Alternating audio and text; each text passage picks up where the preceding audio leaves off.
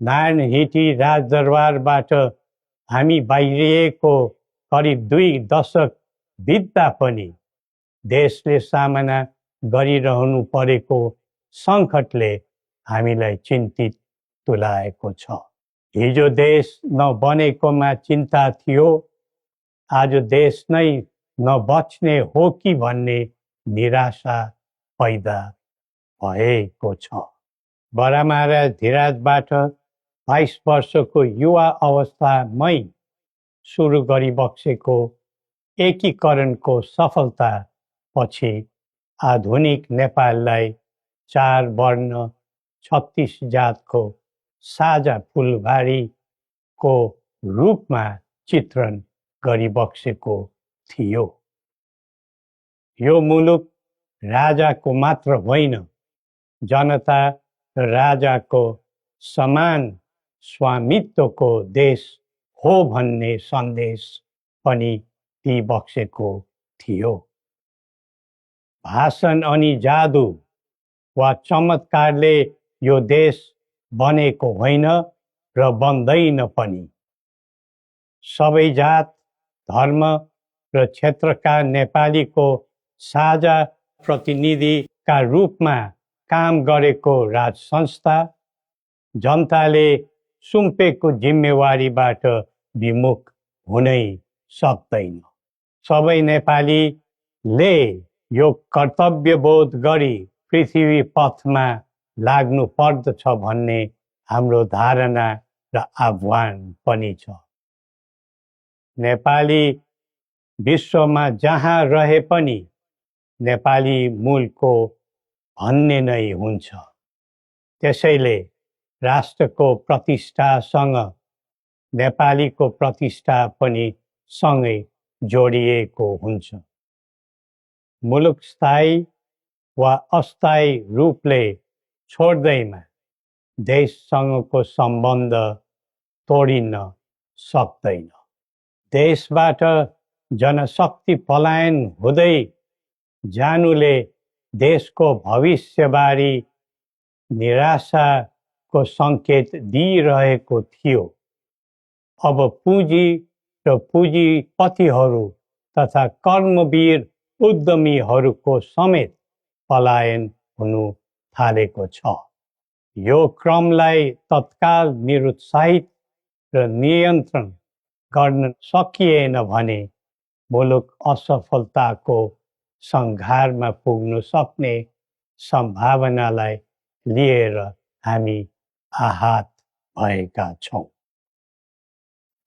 बडा महाराज धीराजबाट स्वदेशको पुँजी पलायनमा रोक लगाउनु पर्ने पक्षलाई महत्त्वका साथ जोड दिइबक्सी जनता सक्षम र बलिया भए मात्र देश बलियो हुन्छ भनी दिव्य उपदेशमा उल्लेख गरिबक्सेको छ।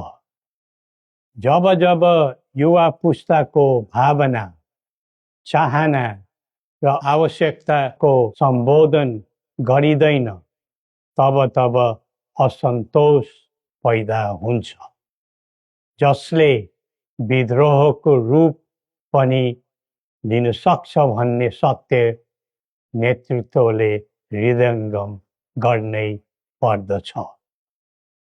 नेतृत्वले पटक पटक युवालाई प्रयोग मात्र गर्ने तर उनीहरूको आवश्यकता बुझेर काम नगर्ने प्रवृत्तिले युवामा असन्तोष जन्मेर देशमा जनधनको हानि भयो।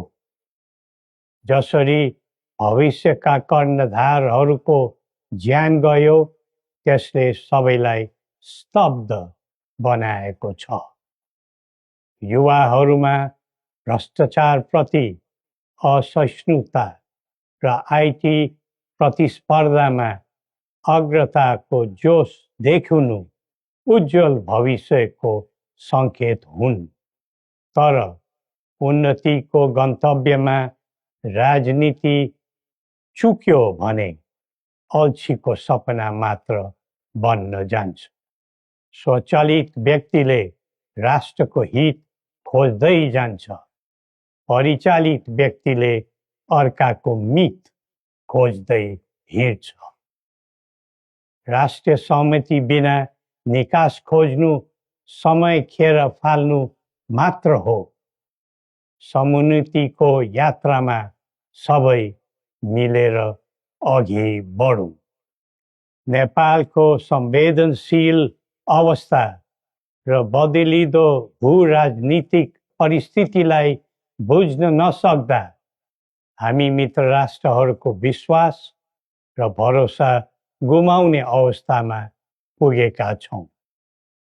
असन्तुलित बन्दै गइरहेको परराष्ट्र नीति र व्यवहारले राष्ट्रिय हितमा गम्भीर असर पुगिरहेको समयमा दिव्य उपदेश र बौद्धिक दृष्टिकोणहरूको महत्त्व अझ बढ्दै गएको छ।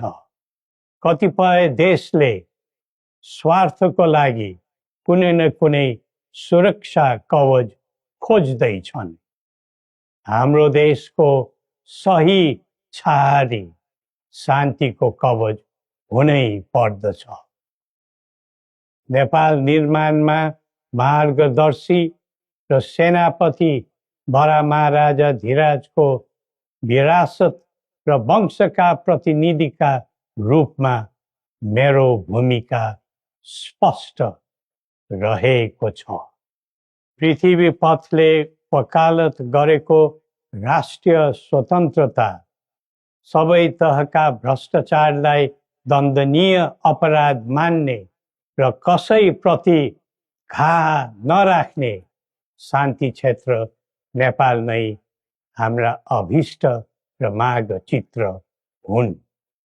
जनताको चाहनाबाट कझै निर्धारित हुनुपर्ने परिकल्पना पृथ्वी पथका मौलिक आकांक्षा हुन्।